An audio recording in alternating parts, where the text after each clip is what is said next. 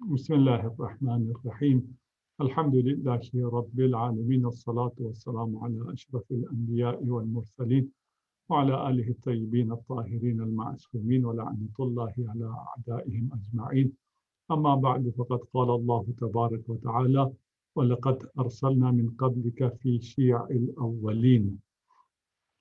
سورہ مبارکہ حجر ہے، اور اس میں آیت نمبر 10 پہ ہم پہنچے ہیں، اور یہاں ارشاد باری تعالیٰ ہو رہا ہے وَلَقَدْ أَرْسَلْنَا مِن قَبْلِكَ، کہ بتحقیق ہم نے آپ سے پہلے، یعنی آپ صلی اللہ علیہ وآلہ وسلم سے پہلے بھی گزشتہ قوموں میں رسولوں کو بھیجا ہے۔ من قبلک فی شیع الاولین، گزشتہ قوموں میں بھی شیعہ کی جمع ہے، اور شیعۃ الرجل اصحابہ و اتباعہ، یعنی شیعہ رجل مرد، کسی مرد کا شیعہ وہ ہوتا ہے جو اس کے اصحاب ہوتے ہیں اور اس کے تابعدار ہوتے ہیں، اس کے اتباع کرنے والے ہوتے ہیں۔ رسول اللہ صلی اللہ علیہ وآلہ وسلم سے یہ آیت ارشاد فرما رہی ہے کہ آپ سے پہلے بھی ہم نے رسولوں کو مختلف قوموں میں بھیجا ہے۔ وما یأتیہم من رسول الا کانوا بہ یستہزئون، اور ان کے پاس کوئی بھی رسول ایسا نہیں آیا جس کا انہوں نے استہزاء نہ کیا ہو، مذاق نہ اڑایا ہو۔ یہاں پر یہ بیان ہو رہا ہے کہ آپ سے پہلے اگر آپ کو یہ کفار، اور ہم جب یہ آیات آتی ہیں ہمیں تو کفار سمجھ میں آتا ہے، لیکن اس مذاق اڑانے میں یا قبول نہ کرنے میں یا باتوں پہ اعتراض کرنے میں کچھ مسلمان بھی ان کے ہم نوا ہو جایا کرتے تھے۔ اور یہاں پہ یہ کہا جا رہا ہے کہ جو بھی رسول آیا ہے اس کی قوم نے اس کا استہزاء کیا ہے، اور اس سے پہلے بھی جتنے نبی آئے ہیں ان کو مذاق کا، تمسخر کا سامنا کرنا پڑا ہے۔ اور رسول خدا صلی اللہ علیہ وآلہ وسلم تو سب سے زیادہ اذیت دی گئی ہے، اور آپ نے خود فرمایا کہ جتنی اذیت مجھے دی گئی ہے اتنی اذیت کسی نبی کو نہیں پہنچی ہے۔ اور سورہ بھول کے بہرحال اس میں ہے لَقَدْ نَعْلَمْ أَنَّكَ يَضِيقُ صَدْرُكَ بِمَا يَقُولُونَ، ہمیں اس بات کا خوب علم ہے کہ جو کچھ یہ کہتے ہیں اس سے آپ کا دل تنگ ہو جاتا ہے۔ یعنی رسول اللہ صلی اللہ علیہ وآلہ وسلم وہ وسیع ترین روح و عظیم انسان، اس پر بھی ان باتوں کا اثر ہوتا تھا، اور آپ کا دل اس حوالے سے کہ آپ حساس تھے، اور آپ کا دل تنگ ہو جایا کرتا تھا۔ آپ کو دلداری دی جا رہی ہے، یہ صرف آپ کے ساتھ نہیں ہو رہا، آپ سے پہلے بھی جتنے بھی رسول آئے ہیں سب کے ساتھ ایسا ہوتا رہا ہے۔ اور ایسا کیوں ہو رہا ہے؟ کذالک نسلکہ فی قلوب المجرمین، یہ آیت نمبر 12، کہ اسی طرح ہم اس ذکر کو مجرموں کے دلوں سے گزارتے ہیں۔ دیکھیے یہ مشرکین ہیں، کافر ہیں، اور یہ معجزات طلب کر رہے ہیں۔ معجزات طلب کرنے کے مقابلے میں ان سے یہ کہا جا رہا ہے کہ ہم آپ کو معجزات اور نہیں دیں گے، یہ قرآن کافی معجزہ ہے، جتنی معجزات آگے ہیں یہ کافی ہیں۔ اور اس کے بعد یہ رسول خدا کا مذاق اڑاتے تھے، اسی کہ یہ جس پر یہ قرآن نازل ہوا، ذکر جس پہ نازل ہوا ہے وہ مجنون ہے۔ اور پھر فرمایا کہ اس آیت میں کہ مجنون نہیں ہے، بلکہ یہ جو قرآن نازل کسی نے نہیں کیا، ہم نے نازل کیا، اِنَّا نَحْنُ نَزَّلْنَا الذِّکْرَ وَإِنَّا لَهُ لَحَافِظُونَ، یہ ذکر ہم نے نازل کیا ہے، اس کی ہم ہی حفاظت کریں گے۔ ان کے اسلام نہ لانے سے، ان کے تمسخر کرنے سے آپ دل چھوٹا نہ کریں، اس لیے کہ صرف آپ کے ساتھ ایسا نہیں ہو رہا ہے، آپ سے گزشتہ بھی جتنے اقوام آئی ہیں انہوں نے بھی اپنے رسولوں کا مذاق اڑایا ہے۔ کذالک نسلکہ فی قلوب المجرمین، ہم اس ذکر کو اسی طرح قلوب مجرمین سے گزار دیتے ہیں۔ اب یہاں پر لفظ مجرم ہے، نہ مشرک ہے، نہ کافر ہے، اور نہ ہی مجرم میں مسلمان خارج ہیں، اس میں مسلمان بھی شامل ہیں۔ میری آواز کم آ رہی ہے؟ اب میں نے تو نہیں والیوم، آغاز صاحب، آواز صحیح آ رہی ہے۔ میسج ایسے آ رہا تھا کیونکہ میرے پاس تو والیوم کوئی نہیں ہے۔ چلیے بہرحال اچھا، کذالک نسلکہ فی قلوب المجرمین، اس طرح ہم اس ذکر کو قلوب مجرمین سے گزار دیتے ہیں۔ یعنی مجرم وہ مسلمان بھی ہو سکتا ہے، وہ مومن بھی ہو سکتا ہے، کوئی اس کا ٹائٹل جو لگا رہے ہیں وہ کچھ بھی ہو سکتا ہے، وہ جو بھی ٹائٹل ہے، اگر وہ مجرم ہے تو مجرم کا دل جو ہے وہ قساوت سخت ہو جاتا ہے۔ جب اس کا دل سخت ہوتا ہے تو قرآن اس کے دل پر اثر نہیں کرتا ہے. کذالک نسلکہ فی قلوب المجرمین، ہم اس ذکر کو، قرآن کو ان کے دلوں سے گزار دیتے ہیں، یہ مجرموں کے دل میں اترتی نہیں ہے قرآن کی باتیں. اللہ اکبر. بہت حساس اور بہت پاورفل اور بہت اہم ہے ہمارے لیے کہ ہم اگر قرآن ہمارے دلوں پہ اثر نہیں کر رہا ہے تو ہمیں یہ بات پتہ چلنی چاہیے کہ ہم کہیں مجرم تو نہیں ہیں کہ یہ قرآن ہمارے دلوں سے گزر کر چلا جا رہا ہے، ہمارے دلوں میں اتر نہیں رہا ہے. اور اگر نہیں اتر رہا ہے تو ہم اپنے آپ کو استغفار کے ذریعے اپنے دلوں کو پاک کر سکتے ہیں، اپنے دلوں کو نرم کر سکتے ہیں. اور یہ رمضان کا مہینہ دلوں کو نرم کرنے کا مہینہ ہے، دلوں کو سختی اور قساوت سے نجات دلانے کا مہینہ ہے، دلوں کو خدا کے حوالے کرنے کا مہینہ. لا یؤمنون بہ، یہ جو ہے یہ مجرمین جو ہیں یہ کذالک نسلکہ، ان کے دلوں سے ہم قرآن کو، نور کو، اس ذکر کو گزار دیتے ہیں. لا یؤمنون بہ، آیت نمبر 13. یہ جو ہیں ایمان نہیں لاتے، اس ذکر پہ ایمان نہیں لاتے، خدا صلی اللہ علیہ وآلہ وسلم پہ ایمان نہیں لاتے.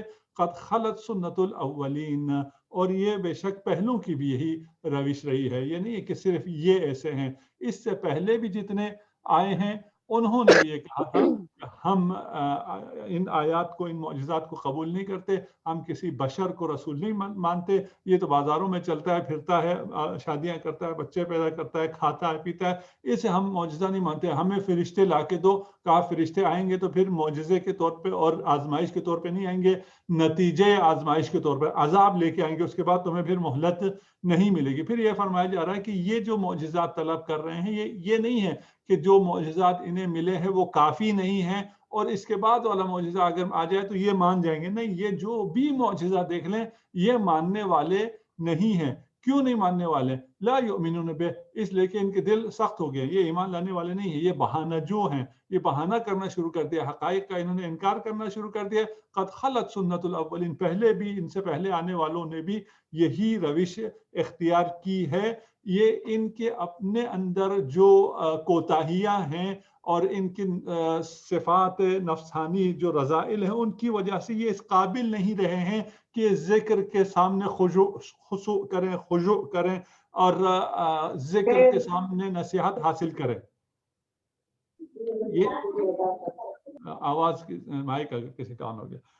اچھا، اب نصیحت اگر ہم پر اثر نہیں کر رہی ہے اس کا مطلب یہ ہے کہ ہم میں کوئی کمی ہے، ہم نے اپنے آپ کو تبدیل کرنا ہے. ہم معجزات کو تبدیل کرنے کے در پہ نہ ہوں، ہم ماحول کو تبدیل کرنے کے در پہ نہ ہوں. ہم کسی کا مائک آن ہو گیا ہے، وہ تھوڑا ڈسٹرب کر رہا ہے، اگر ہوسٹ میوٹ کر سکیں مائک سارے، اگر ہوسٹ میوٹ کر سکیں مائک. جی آگا ان کو میں میوٹ کر چکی ہوں، بار بار اپنے آپ کو ان میوٹ کر دیتے ہیں. اچھا، ان کو ان باکس میں ذرا بتا دیجیے گا. اچھا اچھا، ہم جو بات کر رہے ہیں وہ یہ ہے کہ اگر کوئی معجزہ، کوئی موعظہ ہم پر اثر نہیں کر رہا ہے، اس میں پھر ہم اکثر کوشش یہ کرتے ہیں کہ اس واعظ کو تبدیل کریں کہ بھائی اس واعظ میں خرابی ہے، اس کو نہ بلاؤ، فلانی کو بلاؤ، اس سے کہتے ہیں تم ایسے پڑھو، تم ایسے نہ پڑھو. ہم اپنے اس کے مطابق، تاکہ ہم پہ کوئی چیز اثر ہو، پھر بھی ہم پہ اثر نہیں ہو رہی ہوتی. یہ نہیں دیکھتے ہیں کہ اصل کمی ہم میں ہے، ہم میں کوئی چیز ایسی ہے جس کی وجہ سے اثر نہیں ہو رہا ہے. اور جب افراد میں، انسان میں کمی آ جاتی ہے تو قرآن اثر نہیں کرتا، نور الہی اثر نہیں کرتی، معجزات اور آیات اثر نہیں کرتے، اور وہ پھر جب مختلف پھر بھی اوپر اور معجزات مانگے چلے جا رہے ہیں. اس کے لیے اب اگلی آیت دوبارہ انتہائی واضح الفاظ میں انسانوں کی حقیقت کو بیان کر رہی ہے. وَلَوْ فَتَحْنَا عَلَيْهِمْ بَابًا مِّنَ السَّمَاءِ، یہ معجزات مانگ رہے ہیں نا، کہہ رہے ہیں فرشتے کیوں نہیں آتے ہیں. آیت نمبر 14 کہ چلے ہم اس سے بھی اوپر چلے جاتے ہیں. وَلَوْ فَتَحْنَا عَلَيْهِمْ بَابًا مِّنَ السَّمَاءِ، ان کے اوپر آسمان کے دروازوں کو ہم کھول دیتے ہیں. فَظَلُّوا فِيهِ يَعْرُجُونَ، اور اس آسمان میں جو دروازہ کھلا ہے اس پر یہ چڑھتے چلے جائیں. ظلوا یعنی یہ کنٹینیوسلی یہ اوپر جا رہے ہیں، یعرجون چڑھتے جا رہے ہیں، اور ظلوا یہ لوگ مسلسل اس پر چڑھتے ہی چلے جائیں، چڑھتے ہی چلے جائیں. آسمان کے دروازے کھل گئے ہیں اور بجائے اس کے کہ آسمان سے فرشتے آ جائیں، انہیں اگر فرشتوں کے عالم میں، عالم ملکوت میں، سماوات میں جانے کی اجازت مل جائے اور یہ لوگ چڑھتے چلے جائیں، یہ کیا کریں گے؟ اب یہ معجزہ اس سے بڑھ کر معجزہ ہے، ایک فرشتہ وہاں سے نہیں اتارا ہے، ان کو وہاں عالم ملکوت میں پہنچا دیا، آسمانوں میں پہنچا دیا، وہاں یہ اگر سیر کریں، عروج پیدا کریں، گھومیں پھریں، دیکھیں یہ سارا، تو پھر لقالو، یہ ایمان لے کے آئیں گے؟ نہیں، یہ پھر بھی بہانہ کریں، پھر کہیں گے لقالو، پھر یہ لوگ کہیں گے انما سکرت، ہماری آنکھوں کو یقیناً مدہوش کر دیا گیا تھا، سکرت ابصارنا، ہماری آنکھوں کو، ابصارنا ہماری آنکھوں کو سکرت مدہوش کر دیا گیا تھا، بل نحن قوم مسحورون، بلکہ ہم پوری کی پوری قوم پر جادو ہو گیا ہے۔ یہ جو ہمیں نظر آ رہی ہیں اور فرشتے نظر آ رہے ہیں اور ہم آسمانوں میں ہیں اور یہ سب معجزہ نہیں ہے، یہ سب کا سب جادو ہے۔ بس ایمان نہ لانا دلیل اور برہان یا معجزات کے فقدان کی وجہ سے نہیں ہے، ابھی بھی اگر ہم ایمان نہیں لا رہے ہیں تو پھر معجزے کے فقدان کی وجہ سے نہیں ہے، دلیل کے فقدان کی وجہ سے نہیں ہے، امام کے فقدان کی وجہ سے نہیں ہے، بلکہ اگر ان کو اسرار ملکوت اور عجائب آسمانی کا عالم بیداری میں اپنی آنکھوں سے مشاہدہ بھی کرا دیا جائے، براق پہ سوار کر کے ان کو سب کچھ دکھا بھی دیا جائے، پھر بھی یہ کہیں گے کہ یہ سب جادو ہے۔ وَلَقَدْ جَعَلْنَا فِي السَّمَاءِ بُرُوجًا، اب آسمان کی یہ بات آئی کہ آپ کو آسمان کے دروازے کھول کے اگر سیر بھی کرا دیا جائے پھر بھی یہ لوگ ایمان نہیں لائیں گے، اور جو ایمان والے ہیں وہ زمین پر ہی رہیں، اور زمین پر جب انہیں ابو تراب نظر آ جائے تو ان کے لیے آسمانوں میں جانے سے زیادہ ہے، اور اس عظیم معجزہ الہی کو دیکھ کر وہ ایسا ایمان لاتے ہیں کہ اپنی جان راہ خدا میں قربان کر دیتے ہیں۔ وَلَقَدْ جَعَلْنَا فِي السَّمَاءِ بُرُوجًا، اور بتحقیق ہم نے آسمانوں میں نمایاں ستارے بنا دیے، بروج نمایاں ستارے بنا دیے، وَزَيَّنَّاهَا، اور اس کو ہم نے زینت بخشی للناظرین، آپ کے لیے آسمانوں میں خدا نے آپ کے لیے ان ستاروں کو، بروج کو قرار دیا ہے اور اس کو زینت دی ہے، اس لیے کہ آپ مزے کی باربیکیو نائٹس بنا سکیں، آپ جائیں صحرا میں اور ڈیزرٹ سفاری کریں، ان ستاروں کی اور ان کہکشانوں کی آپ زیارت کریں، مشاہدہ کریں اور خدا کی عظمت کے سامنے سجدہ ریز ہو جائیں، تسبیح کریں۔ بروج جو ہے یہ ٹاورز کو کہتے ہیں، اور یہاں پر جو ٹاور ہے وہ ستاروں کو بھی اسی لیے کہ وہ ٹاورز کی مانند وہاں پر آسمان میں چمکتے ہیں، اس لیے یہاں پر ان کو بروج کہا گیا۔ برج ویسی جو آپ کا قدیم جنتری وغیرہ میں آپ دیکھیں تو وہاں 12 برج ہیں، یعنی سورج کے مدار کو 12 برج میں تقسیم کیا گیا ہے۔ کچھ لوگوں نے اس کو اس فلکیاتی اصطلاح کے ساتھ تفسیر کرنے کی کوشش کی، جبکہ قرآن کا ان فلکیاتی اصطلاحات سے کوئی لینا دینا نہیں ہے، اس سے کوئی ربط نہیں ہے، بلکہ یہاں پر بروج سے معنی کا مطلب کیا ہے؟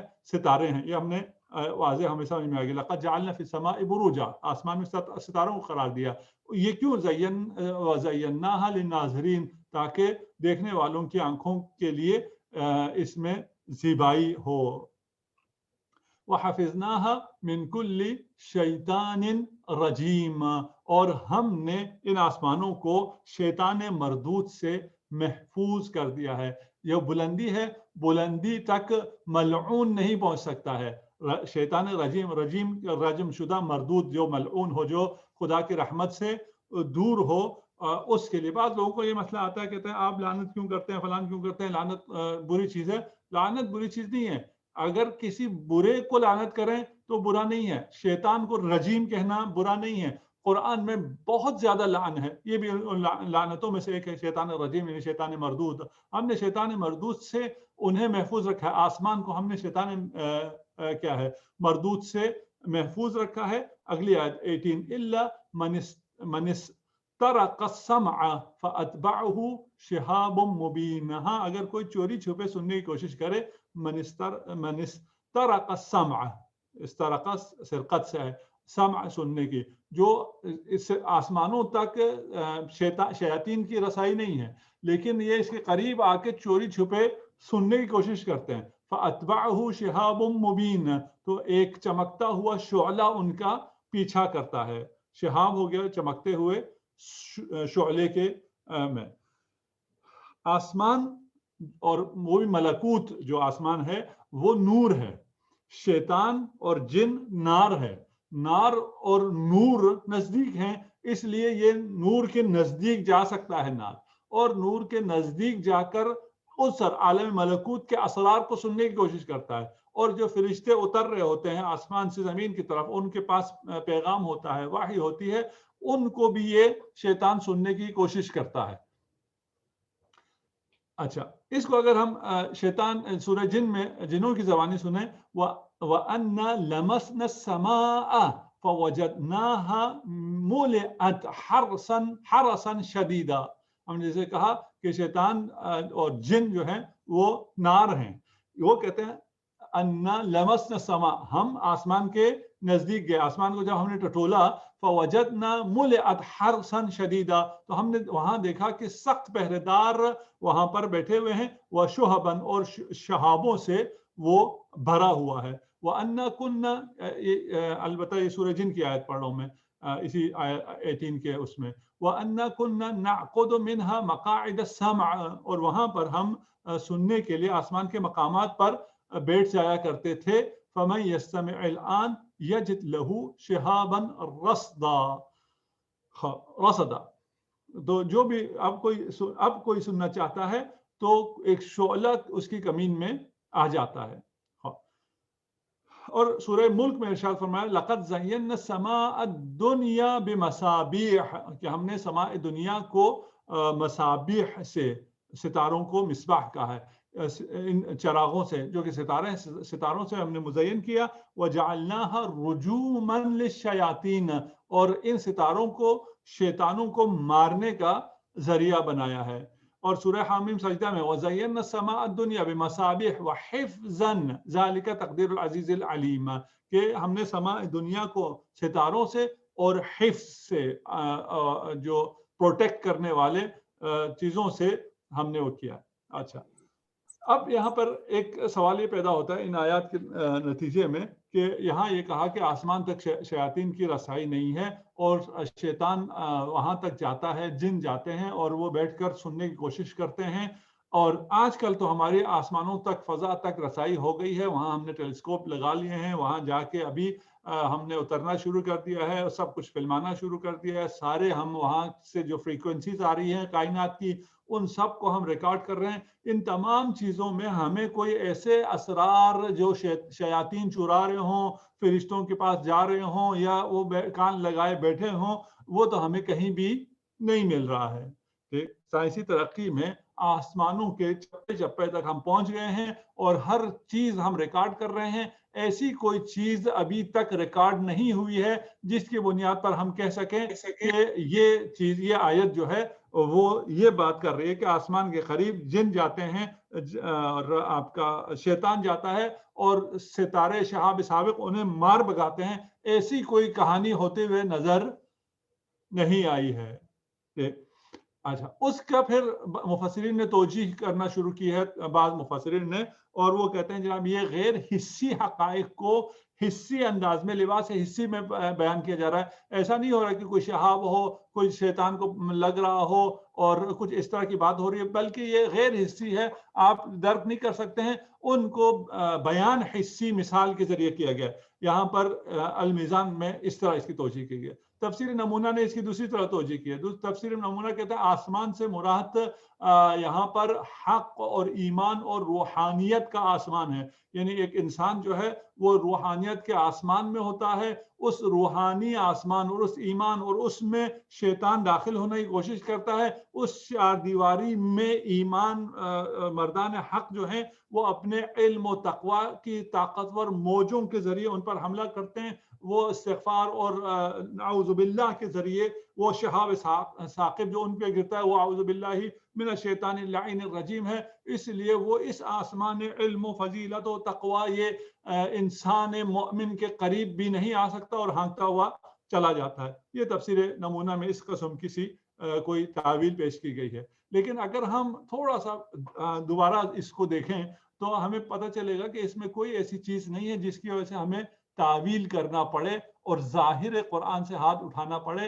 اور ہم اسے پھر آسمان کو آسمان علم و معرفت و ایمان اور اس قسم کی باتوں کو کہیں، اور شہاب کو ہم کہیں جناب یہ شہاب ستارے نہیں ہیں اور مصباح جو ہیں یہ ستارے نہیں ہیں بلکہ یہ علم ہے، یہ تقویٰ ہے، یہ اذکار ہیں. ہم اس قسم کی باتوں کی ہمیں ضرورت پیش نہیں آتی ہے، اس لیے کہ یہ جو انکشافات ابھی ہوئے ہیں اور جتنا فضا اور جتنی سما کو انسان نے دیکھا ہے، یہ سارا سماء دنیا یہ سماء اول ہے، اور سماء اول کی بھی تمام تر وسعتوں کو انسان نے ابھی تک درک نہیں کیا ہے. وَزَيَّنَّا السَّمَاءَ الدُّنْيَا بِمَصَابِيحَ، یہ مصابیح یہ جو ستارے آپ کو نظر آ رہے ہیں یہ سارے کے سارے ستارے آسمان اول سے ہیں، اور آسمان اول میں بھی ابھی ایسے ستارے موجود ہیں جن کی روشنی ابھی تک آپ تک پہنچی ہی نہیں ہے. بس یہ فضائے بے کرام میں اتنی وسعت ہے کہ آسمان اول میں بھی ابھی انسان کی رسائی نہیں ہوئی ہے کہ رسد کے آسمان ہفتم اور آسمان ہفتم کے بعد کے جو عالم ملکوت ہے وہاں کے اخبار ہم یہاں نقل کر سکیں. اور اس لیے سوال ہم آخر میں لیں گے انشاءاللہ 10-15 منٹ کے بعد. اس لیے اگر ہم اس کے ظاہر پر ہی لیتے ہیں کہ شیطان کیونکہ نار ہے، مٹی نہیں، ہمیں اوپر جانے کے لیے بہت زیادہ انرجی کی ضرورت پڑتی ہے اور ہمیں بہت زیادہ راکٹ اور پتہ نہیں کس کی ضرورت پڑتی ہے. اس کو جو نار ہے اس کو اتنا زیادہ ضرورت نہیں پڑتی، وہ بہت آسانی سے جا سکتا ہے اور وہ جایا کرتا تھا، اور اس کے لیے وہاں پر شہاب ہے. شہاب سے مراد یہی ستارے ہیں، اور یہ جو ستارے ہیں وہ بھی آسمان اول کے ستاروں کی بات نہیں کر رہے، ہم بحر بیکراں کی بات کر رہے ہیں. امام جعفر صادق علیہ الصلوۃ والسلام سے حدیث ہے کہ ابلیس جو ہے پہلے سماوات 7 آسمانوں تک جا سکتا تھا. جب حضرت عیسیٰ کی ولادت ہوئی تو 3 آسمان اس کے لیے ختم ہو گئے اور وہ 4 آسمانوں تک جا سکتا تھا. اور جب رسالت محمد صلی اللہ علیہ وآلہ وسلم کی ولادت ہوئی تو پھر آسمان ان پر بند ہو گئے، سارے آسمان اس پر بند ہو گئے، اور جب بھی وہ وہاں جانے کی کوشش کرتا اس پر نجوم کے ذریعے، ستاروں کے ذریعے اس پر حملہ کیا جاتا تھا. یہ اب اگر ہم ابھی تھوڑا سا اس کو سمجھنے کی کوشش کریں اور ہم سمجھ پائیں اور ڈائجسٹ کر سکیں تو بات یہ ہو رہی ہے کہ آسمانوں کو شیطان کی دسترسی سے دور رکھا گیا ہے، اور آسمان میں فرشتے ہیں، اور فرشتے اس عالم ملکوت میں ہیں جو کہ عالم ملکوت ہے جہاں تک راز کائنات کے راز اور اقتدار کا مقام ہے، عرش خدا ہے، وہاں تک چونکہ ان کی رسائی نہیں ہے. ہاں وہ اس کے قریب جا کر ان رازوں کو، ان باتوں کو سمجھنے کی کوشش ضرور کرتے ہیں. ان کو پھر نور کے ذریعے وہاں سے ان کو بگایا جاتا ہے. وَالْأَرْضَ مَدَدْنَاهَا وَأَلْقَيْنَا فِيهَا رَوَاسِيَ. ہم پہلے بھی پڑھ کے آئے ہیں، پچھلے سورہ ابراہیم میں تھا، سورہ رعد میں ہم نے پڑھا تھا. سورہ رعد میں جب ہم نے شروع کیا تھا، سورہ رعد میں ایک آیت میں ہی کہا کہ وَرَفَعْنَا السَّمَاءَ بِغَيْرِ عَمَدٍ تَرَوْنَهَا، کہ ہم نے آسمان کو بغیر نظر آنے والے پلرز پر استوار کیا. اتنا کہنے کے بعد پھر زمین پہ آگے اور زمین کو پھر تفصیل سے بیان کیا اور بہت سی وہاں 9 خصوصیات زمین کی بیان کی تھی. یہاں پر بھی اب آسمان سے بات فوراً پھر زمین پہ آ رہی ہے. بہت خوبصورت کانٹراسٹ ہے قرآن میں، اور ہمیشہ آپ کو ان سارے حقائق کو ایک ساتھ لے کے چلا جاتا ہے کہ آپ آسمانوں میں گم نہ ہو جاؤ، زمین آپ کو نظر نہ آئے، زمین پہ ہی نہ رہ جاؤ، زمین گیر نہ ہو جاؤ، تمہیں آفاق اور وہ نظر ہی نہ آئے. ہر طرف انسان کی نگاہ ہونی چاہیے، ہر طرف کو دیکھنا چاہیے. تو میں ابھی آسمانوں کی سیر کرا دی، آسمانوں کو بتایا کہ فرشتے وہاں ہیں، شیاطین کی وہاں رسائی نہیں ہے، اس کی حقیقت کے بعد اب زمین پہ آ جاؤ. وَالْأَرْضَ مَدَدْنَاهَا، اور زمین کو جو ہے اس کو ہم نے پھیلایا. وَأَلْقَيْنَا فِيهَا رَوَاسِيَ، اور اس میں پہاڑ گاڑ دیے. وَأَنبَتْنَا فِيهَا مِن كُلِّ شَيْءٍ مَوْزُونٍ، اور اس میں سے معینہ مقدار کی ہر چیز اگائی. اللہ اکبر. موزون وزن سے ہے، وزن کے یعنی معینہ مقدار. ہم نے اس زمین کو پھیلایا اور اس زمین کو ایسے پھیلایا کہ یہاں آپ رہ سکیں، آپ دس نہ جائیں، اور اتنا سخت بھی نہ ہو کہ کوئی چیز اس میں سے اگ نہ سکے. اس کو پھیلایا اور میدان بنایا تاکہ آپ کھیتی باڑی کر سکیں. سب کو میدان نہ بنایا کہ آپ کا پانی کہیں سے چل کے آپ تک نہ آ سکے، وہاں ہم نے پھر پہاڑ بھی بنائے. پہاڑ ایسے بنائے کہ وہ بادلوں کو روک سکے, اس کو وہاں پر سٹور کر سکے, وہاں گلیشیئرز بن سکیں اور وہاں سے پانی بہ کر پھر زمینی کیا ہے مسطح زمینی علاقوں تک, یہاں ہم پنجاب ہم تک آ سکے اور گلگت بلتستان کے پہاڑوں میں جا کے یہ سارا برف سٹور ہو سکے اور ان کو سیراب کر سکے. اور پھر اس کے بعد فَأَنبَتْنَا فِيهَا مِنْ كُلِّ شَيْءٍ, اور زمین میں سے اگنے والی ہر چیز کو موزون اور معین مقدار میں بنایا, اور یہ اتنا دقیق اور عمیق ہے کہ اس توازن میں ذرہ برابر فرق آ جائے تو پھر پودا نہیں رہتا, پھل نہیں رہتا. اور یہی ایک ہی زمین ہے, ایک ہی پانی ہے, اور اس سے مختلف پھل کیوں اٹھتے ہیں؟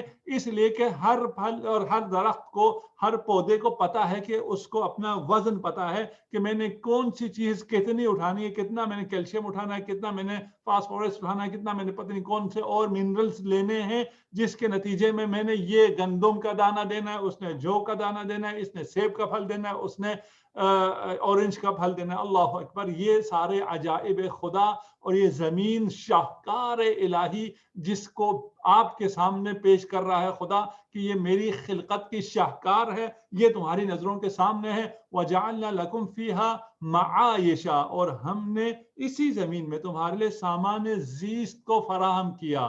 ہم معیشت کہتے ہیں, معیشت, تو آپ کے جو معائش ہے اس کو, سامان زیست کو اسی زمین پہ تمہارے لیے ہم نے فراہم کیا. اور ومن لستم لہو برازقین, اور ان مخلوقات کے لیے بھی رزق ہم نے اسی زمین میں رکھا جس کی روزی تمہارے ذمے نہیں ہے. اللہ اکبر, اس خوبصورتی سے اس زمین کو پھیلایا ہے, اس خوبصورتی سے اس زمین کو اس کائنات میں رکھا ہے, سمویا ہے اور سیٹ کیا ہے اور حرکت میں رکھا ہے کہ تمام انسانوں کے لیے, تمام جانداروں کے لیے یہاں سامان حیات فراہم ہوا ہے, جبکہ سامان حیات کائنات میں ابھی تک جتنی ہماری نالج ہے اور کہیں نہیں ہے, اور ہو بھی تو انتہائی کم ہوگی. اور اس زمین پر یہ فراہم کرنے کے بعد فرمایا کہ ہم نے تمہاری روزی بھی اور جن کی روزی تم پر تمہارے ذمہ نہیں ہے ان کی روزی بھی ہم نے یہاں پر فراہم کی ہے. مثلا آپ اور آپ کے اہل و عیال اور آپ کے جو جانور ہیں جو آپ پالتے ہیں ان کی روزی کا تو آپ انتظام کرتے ہیں, لیکن ہزاروں جانور اور ہیں جن کی روزی کا ہمارے ذمہ نہیں ہے, ہم ان کی روزی کا انتظام نہیں کرتے, لیکن وہ ان سے زیادہ ہیں جن کی روزی کا ہم انتظام کرتے ہیں. اس سے ہمیں سمجھ میں آنا چاہیے کہ ہماری روزی کا انتظام بھی اس کے ہاتھ میں ہے جو اتنی عظیم مخلوقات کی روزی کا انتظام کر سکتا ہے, جو پتھر کے دل میں, زمین کی گہرائیوں میں, فضاؤں کی بلندیوں میں موجود تمام تر جاندار, سمندر کی تہ میں موجود جانداروں کی روزی کا بندوبست کر سکتا ہے, کر رہا ہے. اور اس نے ہماری روزی کا کہا ہے کہ میں تمہیں اتنا عنایت کروں گا, اتنا دوں گا, اتنی جگہوں سے دوں گا, ایسی جگہوں سے دوں گا کہ تمہیں پتہ ہی نہ چلے. یرزقہ من حیث لا یحتسب, جس کا گمان بھی نہیں ہے وہاں سے تمہیں روزی دوں گا. لیکن اس روزی لینے کے لیے ایک شرط ہے, تم تقوی اختیار کرو. ومن یتق اللہ, اگر تقوی اختیار کرو تمہیں روزی ہی روزی. اور ہم روزی کی تلاش میں اس وعدے خدا پر ایمان لائے بغیر, یقین رکھے بغیر ہر مخالفت خدا کو انجام دیتے ہیں, اور پھر کہتے ہیں ہم نے کمانا تو ہے, ہم نے زندہ تو رہنا ہے. وَإِن مِّن شَيْءٍ إِلَّا عِندَهُ خَزَائِنُهُ, بس یہ آخری آیت ہے, اس کے بعد ہم آپ سے کوئسچن لیتے ہیں انشاءاللہ. وَإِن مِّن شَيْءٍ, اور کوئی چیز ایسی نہیں ہے, إِلَّا عِندَهُ خَزَائِنُهُ, إِلَّا ان کے اس کے خزینے, اس کے خزانے ہمارے پاس ہیں. تمام اشیاء کے سارے خزانے میرے پاس ہیں. خدا ارشاد فرما رہا ہے وَمَا نُنَزِّلُهُ إِلَّا بِقَدْرٍ مَعْلُومٍ, اور پھر ہم اسے مناسب مقدار میں نازل کرتے ہیں. وَمَا نُنَزِّلُهُ, تمام خزانے میرے پاس ہیں, ان خزانوں کو میں نازل نہیں کرتا, الا بقدر معلوم, الا ان کے جتنا معین مقدار میں نازل کرنا ہوتا ہے اتنا ہی ہم نازل کرتے ہیں. خزائن, خزن یعنی خزینہ, اردو میں ہم کہتے ہیں جہاں کسی چیز کو محفوظ رکھا جاتا ہو. اللہ کے پاس ہر چیز کا خزانہ اللہ کے پاس ہے, یعنی آپ کے پاس جو کچھ ہے وہ تمام کی تمام نعمتیں اللہ کی دی ہوئی ہیں, اور وہ تمام نعمتیں قبضہ و قدرت الہی میں ہیں. اور خزائن خدا سے مراد یہ ہے کہ یہ نہیں ہے کہ خدا نے اتنا سونا خلق کر دیا اور اس کو فلاں جگہ سٹور کر دیا، زمین میں اتنا تیل سٹور کر دیا، یا ملکوت میں مریخ میں فلاں میں جگہ جہاں پہ رکھا ہوا وہ اللہ کے خزائن ہو. نہیں، بلکہ اللہ کے خزائن قبضے قدرت الہی میں ہے. یعنی وہ جو جتنا جب چاہے خلق کر سکتا ہے، یہ کر سکنا یہ قدرت خزینہ الہی ہے، کیونکہ اس کی قدرت لامتناہی ہے. اسی کے حساب سے اس کا خزانہ بھی لامتناہی اور لامحدود ہے. اگر سمجھا سکا ہوں میں کہ اگر آپ خزانہ الہی کو مادی سمجھیں گے تو محدود ہوگا، جتنا خلق کیا ہوگا اتنا ہوگا، وہ بے شک اس کائنات سے بھی زیادہ وسیع پھر بھی محدود ہے. لیکن خزینہ الہی قدرت الہی ہے، اس لیے کہ وہ جب جس چیز کو خلق کرنا چاہے خلق کر سکتا ہے اور جس کی ضرورت ہو. اب جو قدرت الہی میں ہے وہ تمام چیزیں جو بالقوہ موجود ہیں، وہ اشیاء ذخیرہ الہی میں. مثلا آپ کو ابھی اولاد کی تمنا ہے اور آپ کو اولاد چاہیے، اولاد خزینہ الہی میں ہے. خدا جب چاہے آپ کو عطا کر سکتا ہے. اس کو جب قوہ سے نکل کر فعلیت اور مرحلے ایجاد و تخلیق میں داخل کیا جائے تو اس کو ایک تقدیر اور توازن کے ساتھ خلق کیا جاتا ہے. تقدیر اور توازن کے ساتھ مرحلے ایجاد اور مرحلے تخلیق میں لایا جاتا ہے. اگر میں تھوڑا سا آسان کرنے کے لیے آپ کو میں کہوں، فرض کریں کہ میرے پاس ایک ایسی طاقت ہے جس میں جو چاہوں وہ میں اگر کمانڈ دے دوں تو وہ چیز پروڈیوس ہو سکتی ہے. میرے پاس یہ پرنٹر ہے، جتنا میں چاہوں میں اس سے پرنٹ کر سکتا ہوں. لیکن آپ کہیں گے آپ نے کتنا پرنٹ کیا؟ میں کہوں جب مجھے جتنا چاہیے ہوگا میں ایک کمانڈ دوں گا تو پرنٹ ہو جائے گا. تو میرے پاس سارے پیپر، سارا علم جو ہے جتنا میرے پاس کمپیوٹر میں ہے وہ موجود ہے. اب کیسے پرنٹ دیتے ہیں، کب دیتے ہیں، وہ اس کے لیے میں تو اپنی ضرورت کے مطابق دوں گا. قدرت الہی میں ہر چیز ہے، اس میں تو کوئی شک نہیں. لامحدود قدرت الہی ہے، لامحدود خزینہ الہی ہے. جو چاہیے اس سے مانگ لو، وہ جب تم مانگو گے وہ دے گا. اور دینے کے لیے وہ ایجاد و تخلیق میں جب اس چیز کو قرار دے گا تو وہ نعمت تم تک آئے گی. اور جب تم تک آئے گی تو وہ بقدر معلوم ایک حکیمانہ مقدار میں آئے گی. میں صرف مثال دینے کے لیے، اللہ کے پاس پانی کی کوئی کمی نہیں ہے. پانی سمندر کا جتنا پانی ہے سب خدا کا ہے. اس کو جب چاہے وہ اٹھائے، لفٹ کرے، بادلوں پر چلائے، جہاں چاہے جتنا چاہے برسائے. لیکن وہ بقدر معلوم پانی کو وہاں سے اٹھاتا ہے، بقدر معلوم پانی یہاں سے یہاں برساتا ہے. اس لیے نہ سیلاب آتا ہے اتنا کہ بہہ جائے. جس طرح جب اس کا ارادہ تعلق آیا تو حضرت نوح کے زمانے میں اتنا پانی اٹھایا کہ سیلاب آ گیا، پوری دنیا بہہ گئی. لیکن وہ معمولاً بقدر معلوم اٹھاتا ہے پانی کو اور بقدر معلوم برساتا ہے پانی کو، تاکہ تمہارا یہ نظام سسٹم چلتا رہے. وہ خدائے کریم ہے. اس خدا کے بارگاہ میں ہم شکر ادا کرتے ہیں کہ اس نے ہمیں رمضان سی نعمت عنایت کی ہے اور ہمیں رمضان قرآن کے ساتھ بسر کرنے کی توفیق عنایت فرمائی ہے. آپ سوال کر سکتے ہیں. بسم اللہ الرحمن الرحیم. السلام علیکم. وعلیکم السلام. میرا سوال ہے 20ویں آیت سے ریلیٹڈ کہ ہر مخلوق کا رزق اللہ تعالیٰ نے متعین کیا ہوا ہے. روح بھی مخلوق ہے. مجھے یہ بتائیے گا کہ روح کا رزق کیا ہے؟ Thank you. جی، ہم جب کہہ رہے ہیں کہ ہر جو بھی مخلوق ہے اس کا رزق خدا کے اوپر ہے. روح بھی ہے اور بھی بہت سی مخلوقات ہیں جو ہمارے لیے مجہول ہیں. ٹھیک، اب رہ گیا ہماری روح کی غذا کیا ہے. اگر آپ دنیا والوں سے پوچھیں تو وہ کہتے ہیں موسیقی روح کی غذا ہے. ٹھیک، اچھا، اور وہ کون کہتے ہیں موسیقی روح کی غذا ہے؟ جو روح کو نہیں مانتے ہیں. وہ خود ویسی آپ بات کریں روح کی کہ بھئی جی ہاں میں نے اسی لیے پوچھا کیونکہ ہم بہت الجھے ہوئے ہیں ان چیزوں میں. کہ ویسی اگر ان سے پوچھا جائے کہ موسیقی کے روح کے بارے میں پوچھا جائے تو وہ کہتا ہے روح وہ نام کی کوئی چیز ہوتی نہیں ہے، یہ دنیا ہے، اسی کو انجوائے کرو، ختم، بات ختم ہو گئی. پھر اگر آپ پھر بھی ان کے دام میں نہ آئیں اور روح کی طرف آپ توجہ کریں تو پھر روح کی غذا بھی وہ خود فراہم کرتے ہیں. کہتے ہیں جی روح کی غذا موسیقی ہے. نعوذ باللہ. ٹھیک، روح کی غذا، روح جو ہے وہ مادی نہیں ہے، روح مجرد ہے. ہمیں مجرد چیزوں سے، غیر مادی چیزوں کا اتنا ایکسپیرینس نہیں ہے، اگرچہ ہم خود اس کا پارٹ ہیں. یعنی ہم خود حصہ ہیں. ہماری حقیقت یہی روح ہے. اس کے باوجود ہم کیونکہ مادی دنیا میں ہیں، ہمیں غیر مادی چیزوں کا علم نہیں ہے. ہم ہر وہ چیز جو آپ کی روح کو سکون دے، غذا جب آپ کھانا کھا لیتے ہیں، آپ کو بہت بھوک لگ رہی ہوتی ہے، آپ نے افطار کیا، آپ کو سکون مل گیا، تو آپ کی غذا وہ ہے جس سے آپ کو سکون ملے. آپ اگر خدا نہ خواستہ کوئی زہر کھا لے تو وہ غذا نہیں ہے، اس لیے کہ اس کے سکون میں اس کا سکون خاتمہ ہو جاتا ہے. اسی طرح ہمیں اب کیونکہ ہم روح رکھتے ہیں تو ہم خود درک کر سکتے ہیں کہ ہماری روح کو کیا کھانے سے سکون ملتا ہے. الا بذکر اللہ تطمئن القلوب، کہ ذکر خدا غذا یہ روح ہے، انسانی ہے. اسی لیے قلب جو روح کے ذریعے ہی، قلب سے مراد یہ دل نہیں ہے کہ آپ کا دل اگر ہارٹ بیٹ صحیح نہیں ہے تو آپ میڈیکل اسپیشلسٹ کے پاس نہ جائیں، آپ ذکر الہی کریں. یہ قلب نہیں ہے، قلب سے مراد وہی روح ہے، اصل حقیقت ہے ہماری. اس کو اطمینان ذکر سے ملتا ہے. بس ہم کہہ سکتے ہیں کہ روح کی غذا ذکر ہے. جزاک اللہ.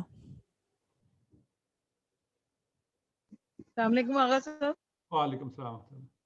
جی میں نے پوچھا شہاب ثاقب یہ جو ذکر آیا ہے کہ جب آتے ہیں شیاطین باتیں سننے کے لیے تو ان کو ستارہ جو دیکھتا ہوا شعلہ، تو یہ جو کبھی کبھی نیوز میں آتا ہے کہ شہاب ثاقب ملا ہے کہیں زمین کے کسی حصے سے، تو یہ وہی چیز ہوتی ہے؟ صحیح، اچھا سوال ہے. اس کو ہم نے چھوڑ دیا تھا کہ بہت لمبا نہ ہو جائے. یہاں پر ایک تو جو شہاب ثاقب سے مراد وہ آسمانی پتھر جو تقریباً 10 کھرب کی صورت میں آتے ہیں زمین کی طرف، اور ان میں سے کچھ جو ہیں وہ زمین کے جو ہمارا ایٹماسفیئر ہے اس میں بھی داخل ہو جاتا ہے، اور پھر وہ ہوائی غلاف میں داخل ہونے کی وجہ سے وہ شعلے میں تبدیل ہو جاتا ہے. اسے ہم شہاب ثاقب کہتے ہیں، وہ جو نظر بھی آتا ہے. یہاں یہ شہاب ثاقب نہیں ہے، اس لیے کہ شہاب ثاقب یہاں وہی نجوم ہیں، وہی ستارے ہیں، وہ مراد ہیں، یہ مراد نہیں ہے. اس لیے یہ تو آپ کی فضا میں ہیں. وہ آسمان، جس آسمان کی قرآن بات کر رہا ہے وہ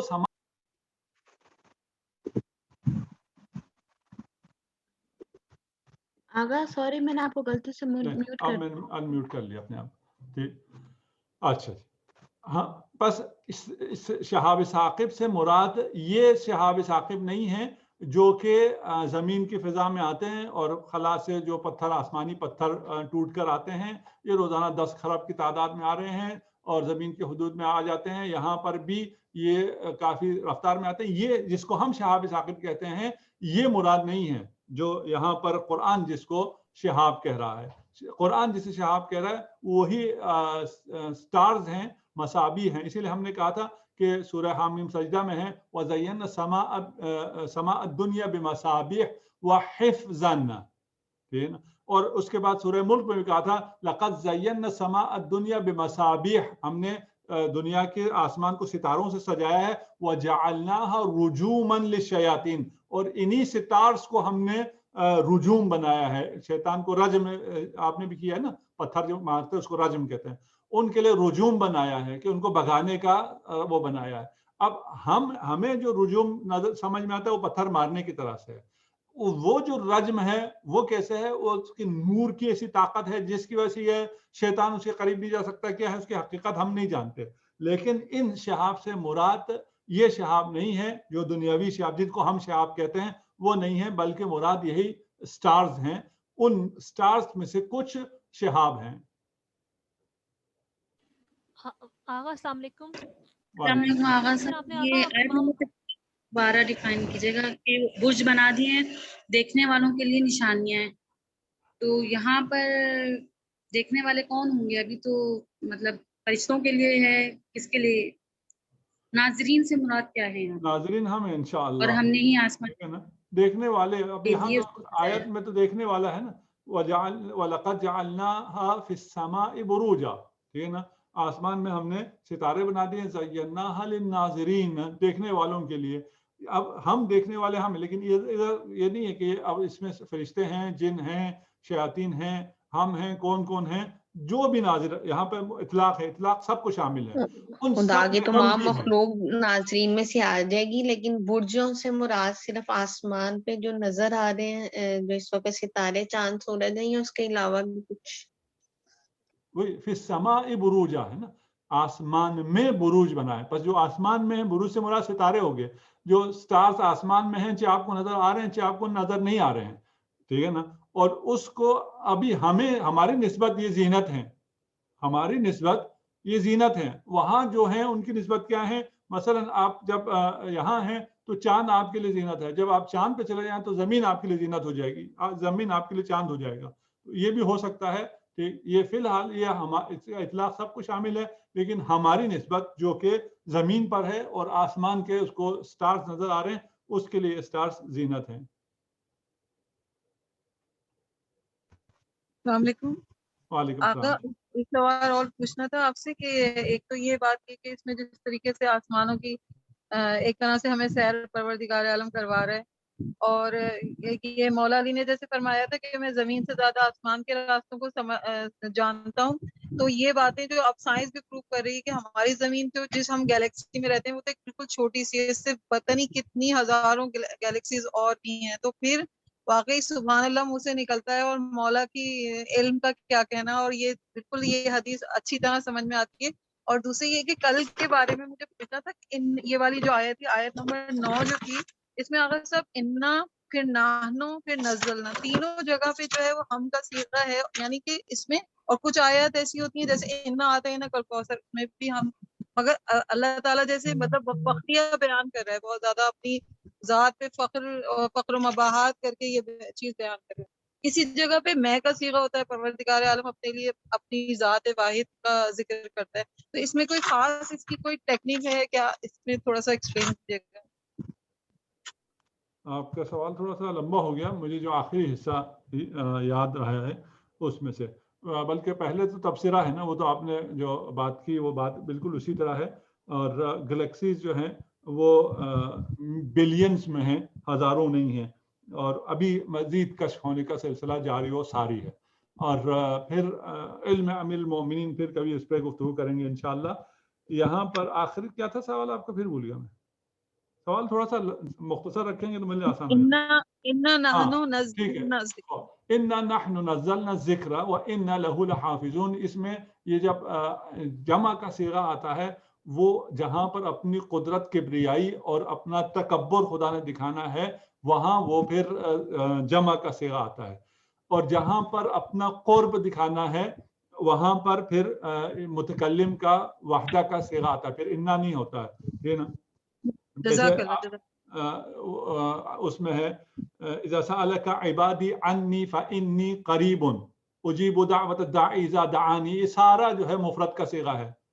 अब इसमें बहुत ज्यादा, जितने यहाँ पर 3-4 नहनु है ना और नहनु है, उससे ज्यादा वहां पर या और अना है, जो जब अपने अब्द से नजदीकी कुर्बत और मोहब्बत की बातें हो रही हैं।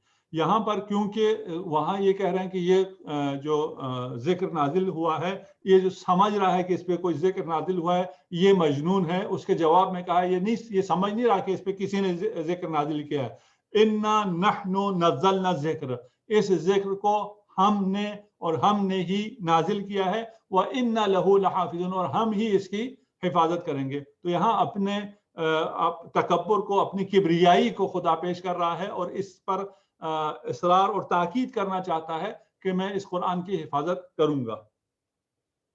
अस्सलाम वालेकुम आका, अगर टाइम अभी है तो मैं सवाल कर सकती हूँ? जी अभी है। जी आका, आपने इमाम जब सदी की जो हदीस कोट की थी उसमें था ना कि जो शयातीन है वो आखिरी आसमान तक, यानी जो अव्वल आसमान अव्वल है वहाँ तक जा सकते हैं। तो अगर हम जैसे वो बात आपने मकारिम शिराजी साहब की थी तफसीर नमूना में, उन्होंने जिस तरह वो बात की है, तो एक तो मैं हैरान थी कि उनकी पूरी टीम ने वो मतलब काफ़ी लोग थे जिन्होंने तफसीर नमूना लिखी, तो उन्होंने, हालांकि कुरान में आगे भी इस बात का जिक्र है कि जो शयातीन हैं वो बातें सुन लेते हैं, तो फिर ये शाहब साकिब जो हैं, जो सितारे हैं वो टूटे हुए वो छोड़े जाते ताकि बात ना सुने फरिश्तों की। तो अगर मैं कह रही थी कि इससे किसी ने सवाल किया था कि क्या ये शाहब साकिब भी हैं, तो अब मेरे भांजा भांजी हैं वो पढ़ रहे होते हैं स्टार्स के बारे में, उन्हें शौक है, तो आए दिन नहीं वो कहते हैं कि तो 2001 में कोई स्टार टूटा था, अपनी कब कोई 1947 में, इस तरह वो डेट्स बता रहे होते हैं। तो मिटराइट्स के अलावा जो आपने बात कर रहे थे कि टूटे हुए हिस्से, उनके अलावा स्टार्स भी होते हैं जो टूट के जाते हैं, اور جس طرح امام جعفر صادق کی جو حدیث ہے کہ آسمان اول تک وہ محدود کر دیے گئے شیاطین، اور قرآن میں یہ ذکر ہے کہ وہ جب فرشتے آخر آسمان میں بیٹھ کے باتیں کر رہے ہوتے ہیں تو شیاطین ان کی بات سن لیتے ہیں اور پھر آگے جا کے بتا دیتے ہیں، پھر ان کے پیچھے ٹوٹا ہوا ستارہ جاتا ہے. قرآن میں یہ مطلب ایک اور آیت میں ذکر ہے نا اس چیز کا کہ شیاطین جب باتیں سننے کی کوشش کرتے ہیں. تو اگر اس لحاظ سے اگر دیکھا جائے تو کیا پتہ یہ پاسبل ہو کہ جو ہم ٹوٹے ہوئے ستارے دیکھتے ہیں وہ کسی شیاطین کو مارنے کے پیچھے ہی ہوں. اور اب اس لیے جنات جو ہیں، کیونکہ شیطان جن تھا، اس سے ہماری آنکھ نہیں دیکھ سکتی، ورنہ جنات تو ہماری دنیا میں موجود ہیں. تو جیسے آپ نے کہا تھا کہ لوگ کہتے ہیں کہ جی سیٹلائٹس ہیں اب تو سب کچھ ہے لیکن پھر بھی نظر نہیں آتے، تو وہ بات تو نہیں بنتی.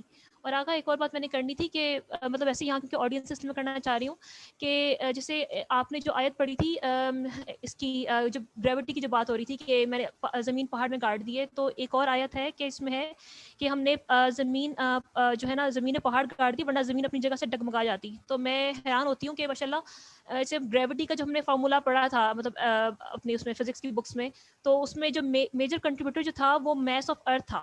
اور اگر میس آف ارتھ ہی کم ہو جائے تو ابویسلی گریوٹی ختم ہو جائے گی. اور خدا نے یہ بات کتنا پہلے ہی بیان کر دی ہے کہ اگر میں نہ کروں مطلب یعنی اگر پہاڑ نہ ہوتے، کیونکہ ابویسلی وہ میس ہیں زمین کا کافی زیادہ میس کنٹریبیوٹ کر رہے ہیں، اگر نہ ہو تو زمین ڈگمگا جائے.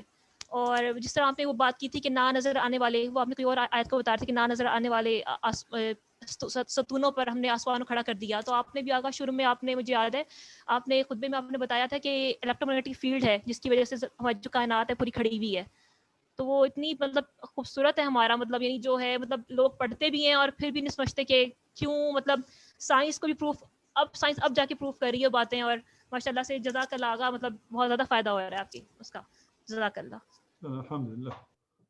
اس میں سوال میرے خیال میں کوئی نہیں تھا، مجھے سوال نہیں ملا. آگا سوال بس شروع والا ہی تھا، سوال بس شروع والا ہی تھا کہ شاید ہی پاسبل ہو ٹوٹے ہوئے ستاروں والا کہ ہم دیکھ سکتے ہیں. جزاک اللہ. کوئی اور سوال ہے؟ اگر ہم نے جلدی اس لیے ابھی 5 منٹ ہمارے پاس ہیں اور ہم نے جلدی اس لیے ختم کر دیا تھا کہ تاکہ سوال اگر آپ کے پاس ہوں. بہرحال آپ لوگوں کا بہت بہت شکریہ. خدا آپ کی توفیقات خیر میں اضافہ فرمائے اور ہمیں بھی توفیق دے کہ ہم آپ کے ساتھ مل کر یہ مباحثہ جاری و ساری رکھ سکیں. اور ہماری بات میں تو اتنا اثر نہیں ہے، قرآن میں اتنا نور ہے کہ وہ تمام دلوں کو منور کر سکتا ہے. ہماری دعا ہے خدا ہمیں قرآن کے ساتھ زندگی کا بسر کرنے کی توفیق عنایت فرمائے. خدا ہمیں قرآن کے ساتھ محشور فرمائے. خدا ہمیں قرآن کی شفاعت سے بہرمند فرمائے.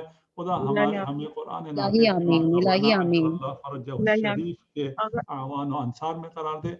زمانہ عجل اللہ فرجہ الشریف کے ظہور میں تعجیل کے لیے بآواز بلند صلوات. اللہم صلی علی محمد و آل محمد وعجل فرجہ. ایک ریکویسٹ کرنی تھی آغا صاحب. ہیلو جی فرمائیں. ایک ریکویسٹ کرنی تھی کہ جب ہمارا لاسٹ ڈے ہو تو ہم آغا صاحب سے ویسے سوال کر سکتے ہیں. لاسٹ ڈے آپ ایسے رکھ لیجیے کلاس کے، ہم تھوڑے سے سوالات کا ٹائم تھوڑا بڑھا لیں. جی آلریڈی بڑھایا تھا ہم نے سوالوں کا ٹائم، لیکن انشاءاللہ کوشش یہ ہے کہ ہم ونس اے ویک زیادہ ٹائم رکھ سکیں. Thank you. جزاک اللہ.